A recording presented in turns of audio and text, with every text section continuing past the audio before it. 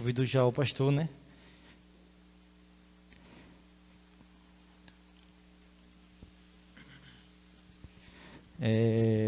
Também vamos nos colocar de pé em nome de Jesus para a gente orar pelos dízimos e as ofertas e também pela ministração, né, da palavra do Senhor nessa noite. Oremos. Senhor nosso Deus, ainda em Tua presença, Deus, nós queremos Te agradecer, Deus, por essa primeira parte do culto, Deus, né, pelo fato de cultuarmos em adoração e louvor ao Teu santo nome, Deus. Também, Deus, eu Te agradeço, Deus, pelos dízimos, né, pelas ofertas, que também é uma forma de adoração ao Senhor, Deus. Obrigado, Deus, por cada vida, Deus, que ofertou nessa noite, Deus, e também assim dizimou, Deus, com alegria em seus corações, Deus. Obrigado que o Senhor venha multiplicar mais e mais na vida delas, Deus. Daquelas pessoas que assim não puderam ofertar, Deus, nem dizimar, Deus. Você sabe o motivo, Deus, se é falta de emprego, Deus, ou algo do tipo, Pai. Que o Senhor venha, Deus, tá restaurando isso na vida dos Teus filhos, Deus.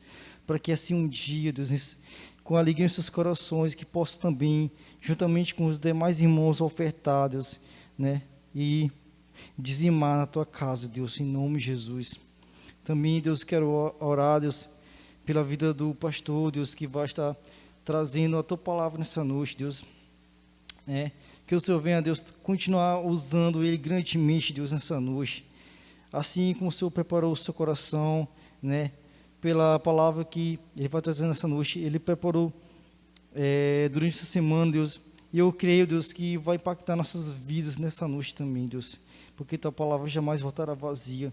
Então, Deus, que possamos, Deus, não somente ouvir o que agrada o nosso coração, Deus, mas que também possamos ser confrontados por meio da Tua palavra, Deus, para que possamos mudar em áreas de nossas vidas que ainda precisam ser mudadas, Deus, em nome de Jesus. Obrigado, Deus, por essa oportunidade. Por eu Te agradeço em nome de Jesus. Amém, Deus. Glória a Deus.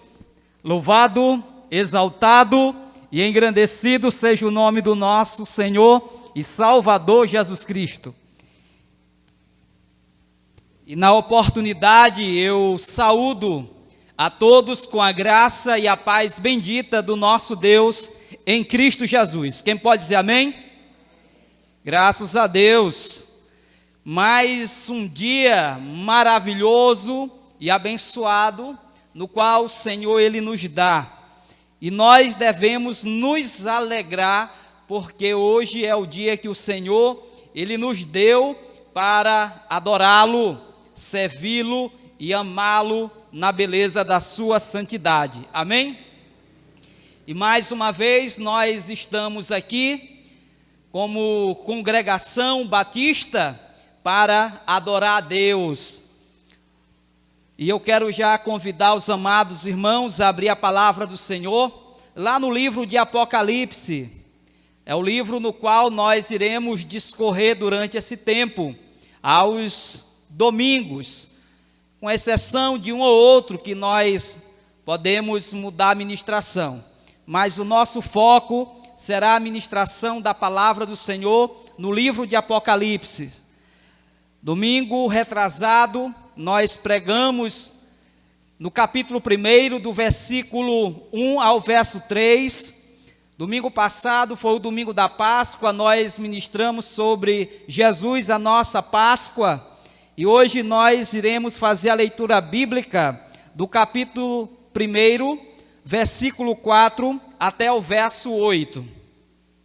Então convido a todos, aos amados, a colocar-se de pé para juntos fazermos a leitura da palavra do nosso Deus. Amém? Apocalipse capítulo 1, versículo 4, capítulo 1 do versículo 4 ao verso 8, que diz: João, às 7 igrejas que estão na Ásia, graça e paz a vós outros, da parte daquele que é, que era e que há de vir, e da parte dos 7 espíritos que estão diante de seu trono, e da parte de Jesus Cristo, que é fiel testemunha, o primogênito dos mortos e soberano dos reis da terra, aquele que nos ama, em seu sangue nos lavou dos nossos pecados e nos fez reino e sacerdotes para o seu Deus e Pai. A ele seja glória e poder para todos sempre. Amém. Vede, ele vem com as nuvens, aleluia, e todos os olhos o verá, até mesmo os que o transpassaram, e todas as tribos da terra se lamentarão sobre ele, sim. Amém. Eu sou o Alfa e o Ômega, o princípio e o fim, diz o Senhor, aquele que é, que era e que há de vir, o Todo-Poderoso. Amém? Que Deus em Cristo nos abençoe com a sua palavra, hoje e eternamente. E eu, mais uma vez, quero louvar a Deus pela graça que Ele tem derramado sobre cada um de nós. E durante esse tempo de pandemia que nós estamos vivendo, o Senhor, Ele tem nos ajudado, tem nos livrado pela graça bendita em Cristo Jesus. Então, por isso, podemos dizer que até aqui o Senhor, Ele nos ajudou.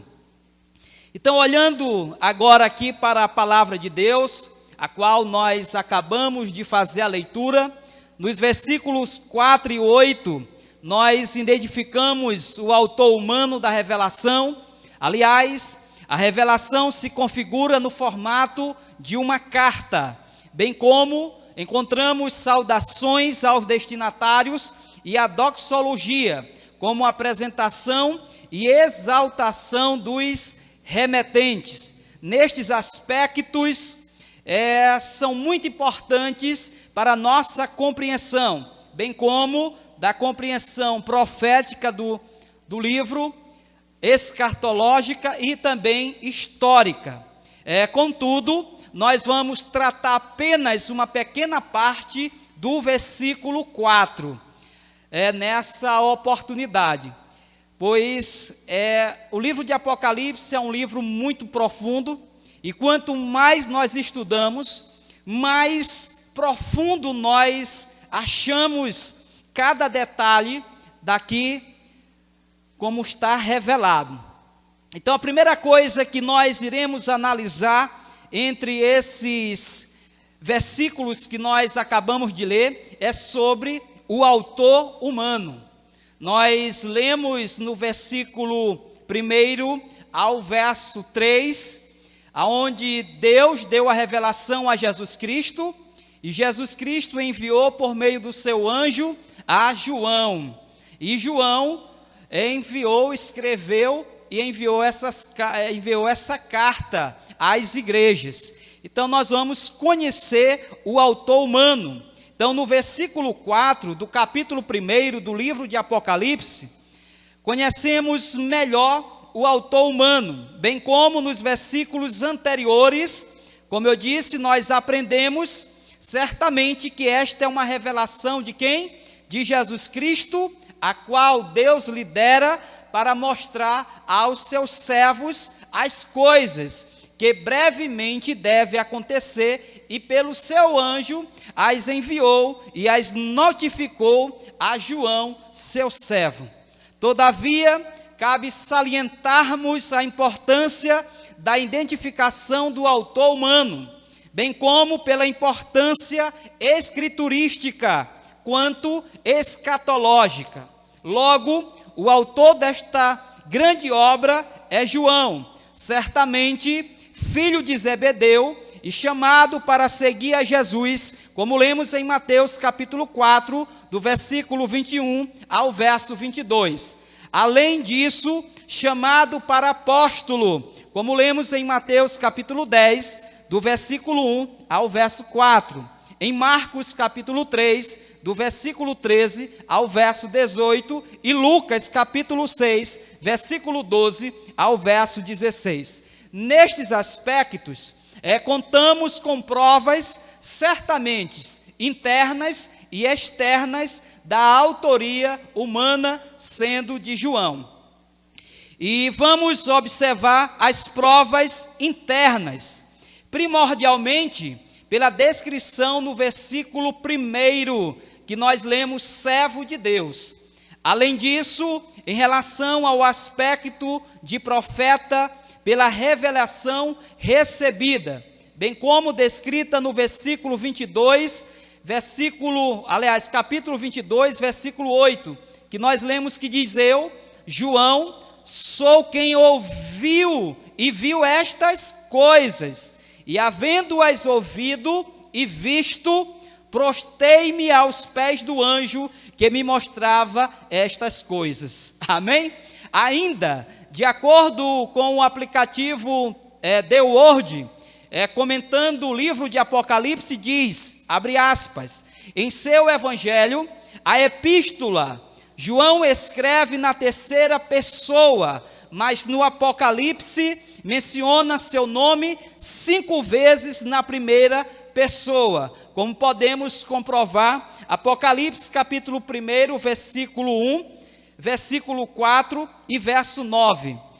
Apocalipse capítulo 21, no versículo 2, e Apocalipse capítulo 22, versículo de número 8. Essas são as provas internas que nós achamos na própria Bíblia como prova de que o João que escreveu Apocalipse é o João, filho de Zebedeu, chamado para apóstolo e servo de Jesus Cristo. Agora nós temos, além das provas escriturísticas, nós temos provas externas. Definitivamente pelo testemunho da igreja primitiva, bem como dos pais apostólicos.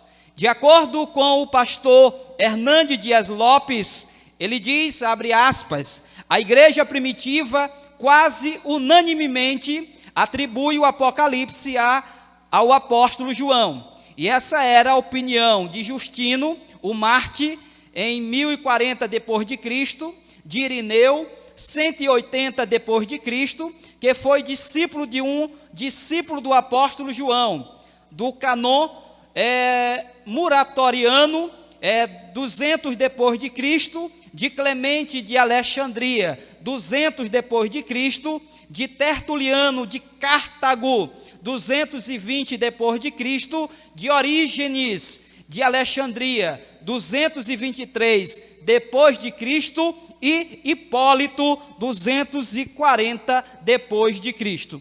Todos esses homens que nós citamos aqui, todos eles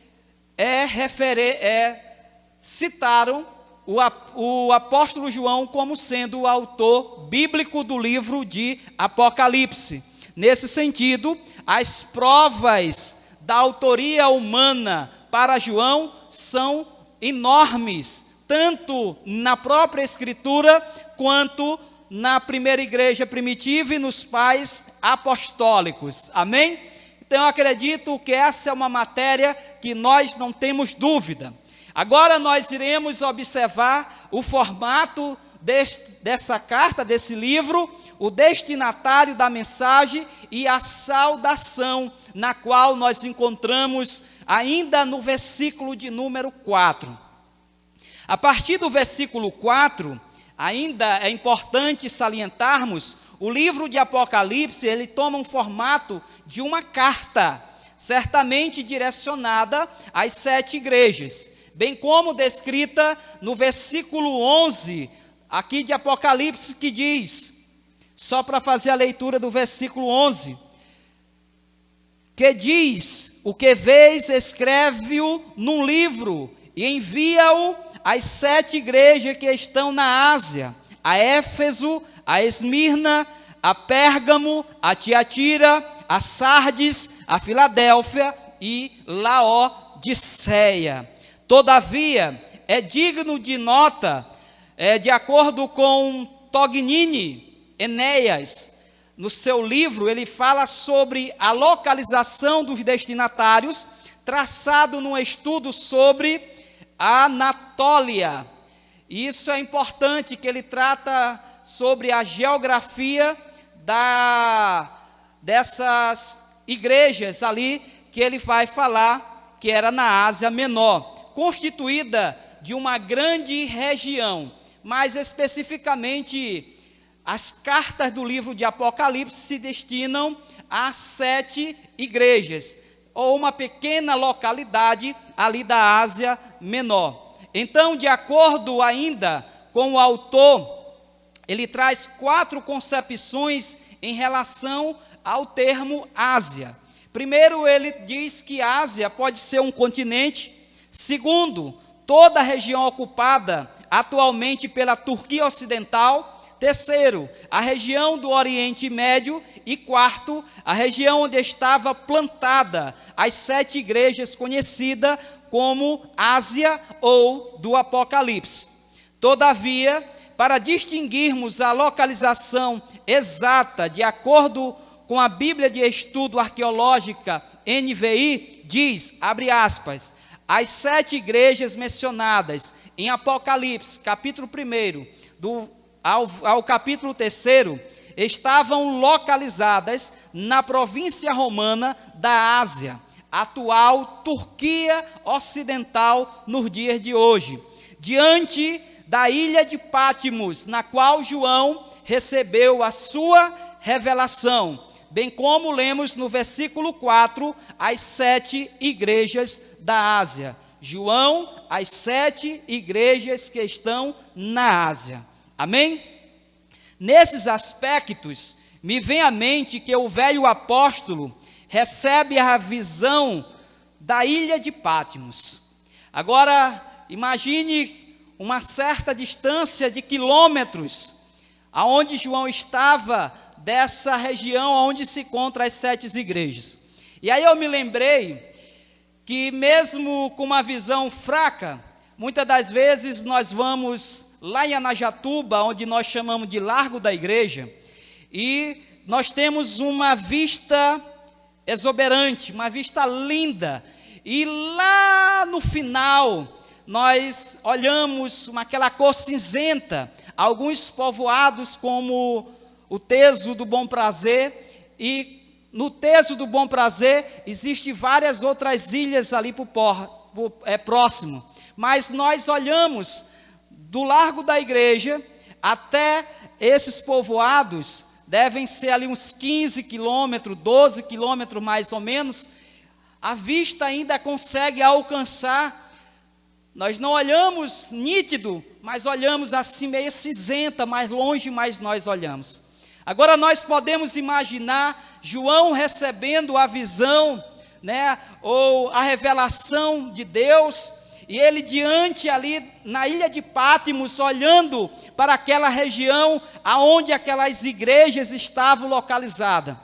Talvez aquele velho, com certeza, apóstolo, não sabia o que se passava entre as igrejas, mas ele serve aquele que sonda mentes e corações, e o Senhor começa a revelar as coisas concernentes ao reino dos céus, referendo aquelas 7 igrejas, e é algo maravilhoso. Certamente ele contemplava aquela região alcançada pelo apóstolo Paulo, exatamente em sua 2ª e 3ª viagem missionária à Ásia. Nesse sentido, podemos indagar por que aquelas 7 igrejas, dentre tantas outras igrejas naquela região? Porque ali não havia somente aquelas 7 igrejas, mas haviam outras igrejas, bem como, será se tem algum significado espiritual essas 7 igrejas, a qual João, ele se refere aqui no livro de Apocalipse? Primordialmente, eu acredito que sim, tem sim um significado espiritual. Contudo, a explicação para essa indagação nesse momento, certamente, é que estas 7 igrejas formavam um corredor de propagação, bem como para a divulgação da revelação nessa região, como comentada pela Bíblia de Estudo Arqueológica NVI, abre aspas, que diz: embora seja provável que na época existisse outras igrejas na região, João parece ter escolhido Essas 7 porque formavam uma rota natural para o pregador itinerante, que iniciava em Éfeso e seguia no sentido horário, por Esmirna, Pérgamo, Tiatira, Sardes, Filadélfia e Laodiceia. Todavia, seu caráter espiritual será melhor trabalhado, certamente, quando nós tratarmos dos capítulos 2 e capítulo 3 deste livro. Afinal, analisaremos melhor cada igreja, bem como da mensagem direcionada em suas particularidades, consequentemente, de suas implicações de forma geral a toda a cristandade ao longo dos séculos. Ao mesmo tempo que são definidos os destinatários, certamente encontramos uma saudação de bênção maravilhosa e de encorajamento às igrejas ali na Ásia. Aliás, a famosa saudação batista, vocês sabem, pois somos batista, a graça e paz. Olha o que diz o versículo 4, João, as 7 igrejas que estão na Ásia, graça e paz a vós outros. Amém? Então essa é a nossa saudação batista, a graça e a paz. Logo, porque para que se tenha paz, nós precisamos de quê? Da graça. Afinal, sem graça não há paz. Aleluia! Então, nesses aspectos, o Deus triuno, ele lança encorajamento frente às perseguições e aparentes incerteza, pois, independentemente, meu irmão e minha irmã, das aflições sofridas, certamente o servo de Cristo encontrará a paz, bem como pela graça que nos é derramado por Deus em Cristo Jesus, no poder do Espírito Santo. Aleluia! Afinal, Deus Pai, Filho e Espírito Santo estão no controle de todas as coisas. Amém? Louvado seja o nome do nosso Senhor. Sobre este mesmo ponto de vista, esta continua sendo uma mensagem de encorajamento para a igreja. Aliás, pelo enfrentamento do Covid-19, na qual nós estamos passando, entre muitas outras tribulações, bem como a mesma graça e paz que ecoou nos primeiros séculos da nossa era cristã, certamente continua a ecoar em nossos corações nos dias atuais. Aleluia! Então, por isso, querido, todo aquele que crê em Jesus Cristo, ele está com a paz de Deus no coração, porque ele é recipiente desta graça maravilhosa. Nestes aspectos, somos fortalecidos após 20 séculos da mensagem enviada a João, àquela ilha de Pátimos. Logo, com uma alegria imensurável, como nós lemos no verso 3, que bem-aventurado aquele que lê e bem-aventurado os que ouvem a palavra desta profecia e as guardam, porque nela está escrito que o tempo está o quê? Está próximo, querido. Se essa verdade estava tão próxima há 20 séculos atrás, quanto mais próximo não está nos dias de hoje, queridos, depois de muito mais de 2000 anos de cristandade. Jesus está à porta, Jesus está voltando. Antes de tudo, o Senhor está nos comunicando que Ele está onde? No controle de todas as coisas. Aleluia! Isso aqui é motivo de nós glorificarmos a Deus. O Senhor está no controle de todas as coisas. Então, nesse sentido, tudo que se seguir no desenrolar da história, certamente não fugirá do controle de Deus. Então, esse Covid-19, ele não está fora do controle de Deus. Ele pode estar fora do controle da medicina, dos cientistas, da ciência, mas não está fora do controle de Deus. Deus tem total controle sobre as ações do mundo, em tudo que nele acontece. Amém? Então, queridos, certamente não fugirá de seu controle. Repito, bem como guerras, pestes, fomes, terremotos, maremotos, perseguições, corrupções, espírito de engano, falsos profetas, etc, etc, etc. Contudo, o que nós observamos que o mundo, ele vive apavorado diante dessas coisas, do aumento e intensidade do mal e da maldade no mundo. Todavia, o servo estará como? Em paz. E eu pergunto para você, você está em paz ou você está em pânico? Se você tem a graça de Deus na sua vida, a paz do Senhor, ela será eminente e ela será evidente na minha, na sua, na nossa vida. Amém? Logo, por sermos o quê? Recipientes da graça divina. Contudo, não sem passar pelas mesmas aflições.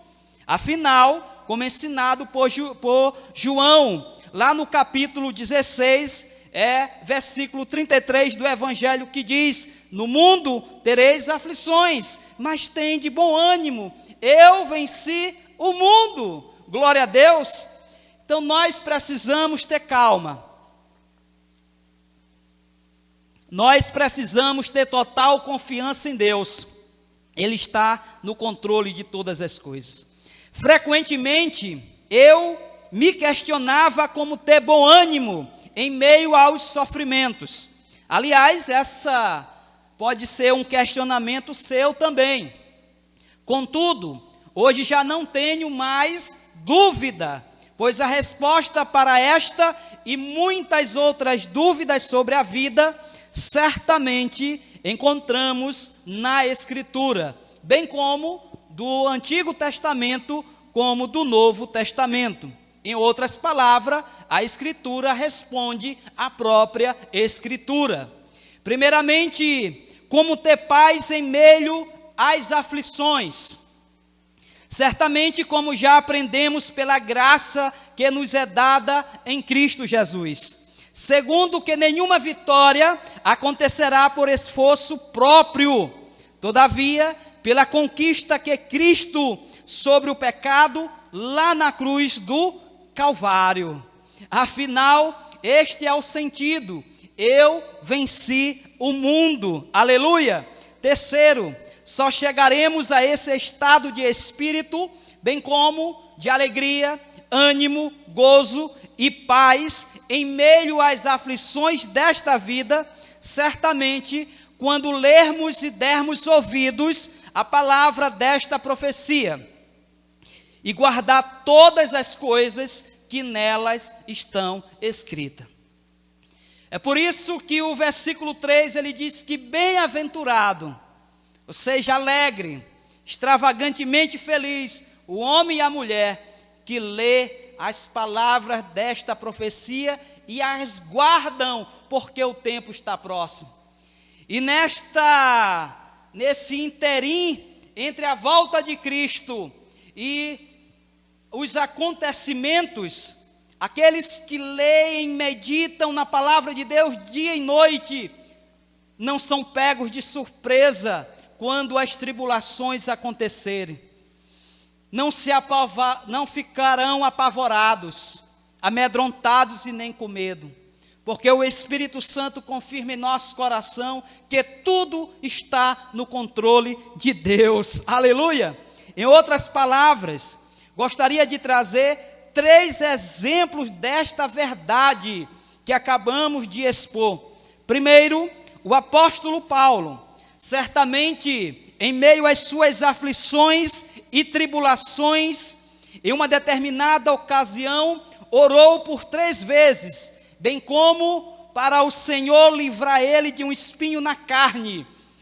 né, como registrado lá em 1 Coríntios capítulo 12, do verso 7 ao verso 9. Logo, qual foi a resposta divina? Como lemos no versículo 9, ele, porém, me disse: a minha graça te basta. Aleluia! Então, queridos, Paulo sofrendo, eu sofrendo, você sofrendo, nós sofrendo como servos de Deus. Mas uma coisa é certa: a graça de Deus nos basta para suportarmos todas as aflições desta vida. Segundo, o apóstolo João, preso na ilha de Pátimos, certamente sem esperança para sair dali aos olhos humanos. Afinal, poderia ter entrado em desespero. Contudo, o que nos parece é que desfrutava de uma paz sobrenatural em meio à situação na qual ele vivia. Igualmente, a graça lhe era o bastante. Aguardava por aquele que é, que era e que há de vir. Amém? Então, queridos, estamos diante de uma situação onde o mundo está em pânico, apavorado. Mas a minha oração é que Deus, em Cristo Jesus, no poder do Espírito Santo, possa gerar essa fé imensurável, que é derramada pela sua graça sobre as nossas vidas. Então não nos apavoremos diante das situações ou das circunstâncias da vida, mas continuemos crendo firmemente que Deus está no controle de todas as coisas. Lembremos das palavras ainda de Jesus: temei não aquele que tem o poder de matar o corpo, temei antes aquele que tem o poder de matar o corpo e fazer a alma perecer no inferno. Então não é esse Covid nem outra circunstância da vida que nós iremos temê-la. No entanto, isso não significa dizer que nós iremos agora viver sem ter controle, viver sem ter cautela ou sem nos prevenir. Não, devemos nos prevenir da forma e de todas as maneiras possíveis, mas não no sentido de que estamos apavorados, porque se o Senhor, Ele assim permitir que nós partamos dessa vida para outra, nós estaremos com Cristo, que é muito mais melhor do que estar aqui sofrendo. Mas aprove a Deus que ainda estamos aqui porque Deus tem uma obra para realizar por meio das nossas vidas. Por isso eu olho para João capítulo 17, na oração sacerdotal, aonde o Senhor, Ele ora pelos apóstolos, e Ele ora por todos os crentes nos séculos vindouros. Pai, eu não peço que eu os tire do mundo, mas que eu os livre do mal. Então, até onde o Senhor permitir, Ele vai nos livrar de todo e qualquer mal, do Covid e de tantos outros que nos rodeiam e que possam aparecer, para a glória de Deus. Amém? Terceiro exemplo que eu quero dizer, e agora eu vou falar de uma forma particular. O terceiro exemplo eu quero falar sobre eu, sobre você e sobre nós que cremos. Afinal, se não fosse pela graça de Deus em Cristo Jesus, no poder do Espírito Santo, certamente nós já teríamos desistido de muitas coisas, inclusive da própria fé. Mas sabe por que eu e você ainda estamos de pé? Porque a palavra do Senhor diz que aquele que começou a boa obra é poderoso para completá-la. Aleluia! Então, por isso, querido, a graça de Deus nos sustenta. A graça de Deus, ela nos fortalece. A graça de Deus é a nossa segurança para vencermos as dificuldades e os intempéries da vida. Louvado seja o nome do Senhor.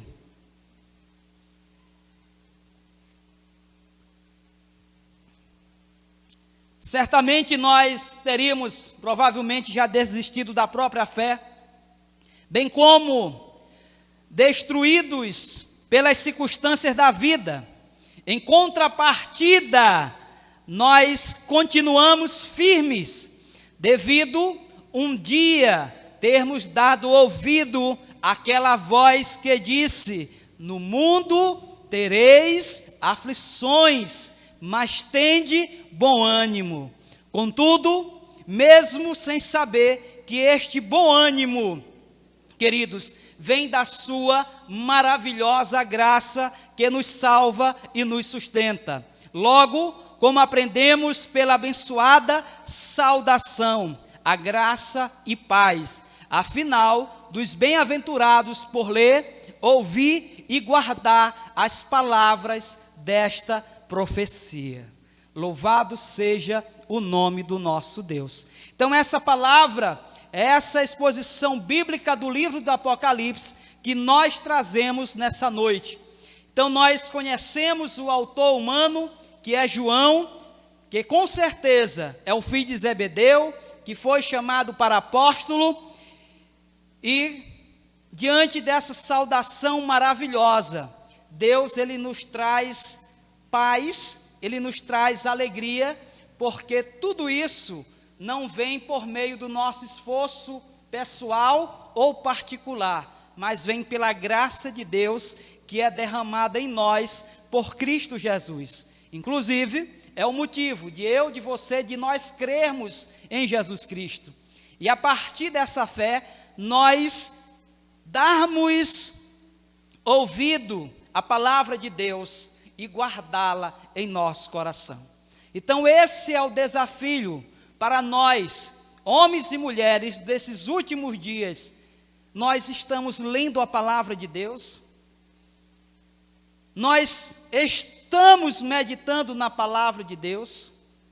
Então esse é o segredo, meu irmão, minha irmã, para vencermos as dificuldades, para não metermos os pés pelas mãos, para não nos apavorarmos e nos desesperarmos diante das situações. Quando nós lemos a palavra de Deus, ela nos confirma que Deus está no controle de todas as coisas e que nada foge ao controle do Senhor. Então, por isso, o Senhor, por meio do Espírito Santo, nos gera fé, nos gera coragem, nos gera esperança, e nós aguardamos fielmente a Deus. Por isso, não nos desviemos, nem para a esquerda, nem para a direita, e nem retrocedamos, porque a palavra de Deus diz que Deus não tem prazer sobre aqueles que retrocedem, mas tem prazer sobre aqueles que avançam. E vamos avançar, não porque eu tenho uma força bruta física, não porque eu tenho um recurso financeiro, não porque eu sou bonito, mas porque a graça de Deus, ela nos move para a vitória no Filho de Deus. Amém? Então, queridos, feche seus olhos nesse momento e vamos orar em nome de Jesus. Soberano nosso Deus e amado Pai, nós te louvamos, te exaltamos e engrandecemos o teu santo e amado nome, porque a tua palavra, ela nos traz uma paz sobrenatural, que só é possível por causa da tua graça. E obrigado por sermos recipientes desta graça, de recebermos esta graça, de recebermos este dom gratuito de Deus, que é a vida eterna em Cristo Jesus. Continue conosco, nos fortalecendo, nos guardando na força do teu poder.